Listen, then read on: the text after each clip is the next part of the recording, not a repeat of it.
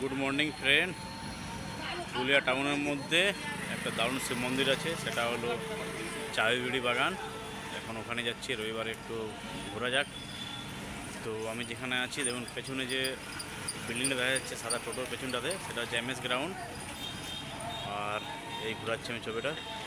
এটা হলো পুরুলিয়া মফস্বল থানা, ঠিক আছে, বোর্ডে দেওয়া আছে।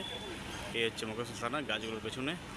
আর তার ঠিক উল্টো দিকে 200 মিটারের মধ্যে আছে, 200 মিটারের মধ্যে পড়ছে চাবিবিড়ি বাগান। তো ঠিক আছে, ওখানে আমি যাচ্ছি।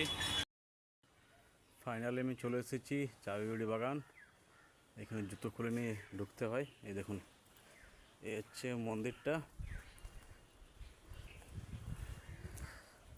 টাইলস বসানো আছে হাঁটার জন্যে, সাইডে গাছ তো রাখতে হবে। এখানে আমাদের নন্দী মহারাজ সবসময় ভোলানাথের দিকে মুখ করে থাকে। এই দেখুন, একদম দারুণ অপরূপ, অনেক কিছু বলার নেই। হর হর মহাদেব। একদম এটা জলের মধ্যে আছে, চারিদিকে জল, একদম পিলার দিয়ে কলম দিয়ে এটা বানানো আছে। এই দেখুন,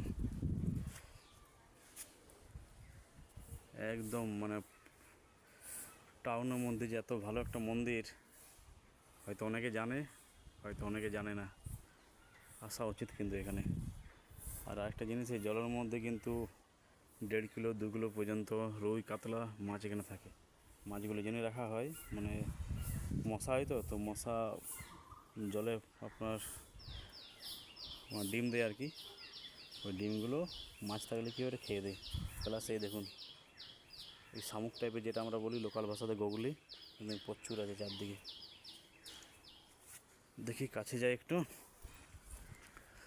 হর হর মহাদেব।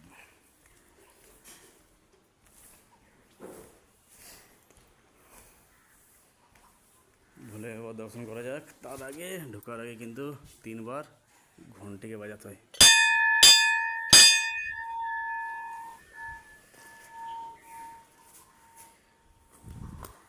হর হর মহাদেব।